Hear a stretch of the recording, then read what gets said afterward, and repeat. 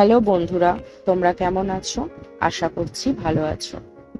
Priyanka academy of art এটা আমার কাছে একটা স্কুল নয়, একটা সাধনার জায়গাও বটে।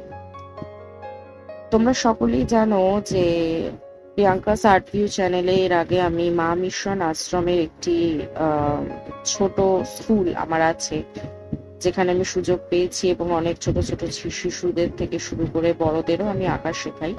ঠিক তেমনই আমার একটা স্কুলও আছে, যেটার পরিচয় আজকে তোমরা পাবে। এই স্কুলটার নাম হচ্ছে প্রিয়াঙ্কা একাডেমি অফ আর্ট, যেখানে ডিপ্লোমা কোর্স অর্থাৎ আঁকার যে পরীক্ষাগুলো হয়ে থাকে সেটাও আমি দিয়ে থাকি।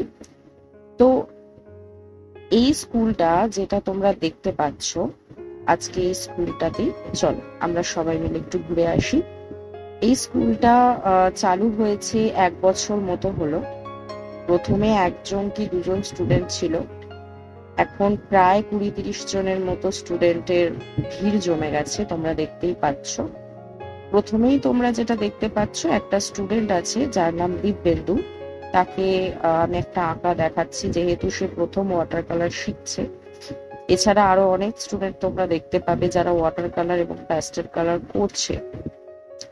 এবং সত্যি বলতে এদের আঁকিয়ে আমি অনেক আনন্দ পেয়ে থাকি, কারণ আমার মনে হয় যে যারা অনেক স্টুডেন্টই রয়েছে যারা আঁকতে সত্যি ভীষণ ভালোবাসে, তাদের আঁকা দেখে বা আঁকা করার বা আঁকাটাকে কমপ্লিট করার চেষ্টাকে দেখে আমি অনেকটাই আনন্দিত হই।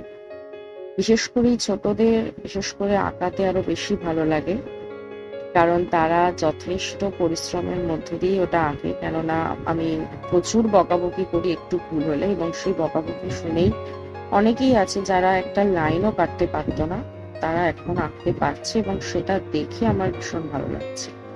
এই স্কুলটা শুরুর পেছনে অনেকেরই বলতে পারেন মোটিভেশন আছে। তো এই স্কুলটা শুরু হওয়ার আগে আমার কোনো ঠিক ছিল না, আমি নিজে আঁকতাম ঠিকই, কিন্তু স্কুল চালাবো বা স্কুলের মধ্যে এরকম ভাবে স্টুডেন্টদের দায়িত্ব নেব এমন কোনো কিছুই ভাবনায় আসেনি। বাট পরবর্তীকালে যখন অনেক গার্জেন রয়েছে এবং বিভিন্ন ফ্যামিলি মেম্বাররাও যখন সাপোর্ট করলো, তখন আমি এই স্কুলটা শুরু করলাম। অনেকেরই আঁকা তোমরা দেখতে পাবে, যেখানে অনেক ছোট ছোট বাচ্চা রয়েছে যারা সবেমাত্র আঁকা শিখছে, আবার কেউ কেউ আছে মাঝপথে, অর্থাৎ আঁকাটা অনেকটাই বুঝে গেছে বা আমি যে প্রসিডিওরটা ফলো করি সেটাও আন্দাজ করে ফেলেছে। আবার অনেকে আছে যারা বড়, যারা ওয়াটার কালার সবেমাত্র শুরু করেছে, এর আগে প্যাস্টেল কালারটাই শিখেছে। তার কারণ আমি যেটা করি, প্রথমে কেউ আমার কাছে আঁকা শিখতে আসলে তার আমি আঁকা অর্থাৎ পুরোনো কারোর কাছে যদি এঁকে থাকে বা বাড়িতেই যদি আঁকে, তাদের আঁকাগুলো দেখি। তারপর সেই আঁকাটা যদি আমার দেখে মনে হয় না ঠিক আছে, ও প্যাস্টেলটা ভালোই পারে, তো নেক্সট স্টেপ অর্থাৎ ওয়াটার কালারে যেতে পারি। বাট যখন দেখি যে না, প্যাস্টেলই ঠিকঠাক করে পারছে না, তখন হুট করে বড় হয়ে গেছে বলে ওয়াটার কালারে নিয়ে চলে যাব, সেটা না।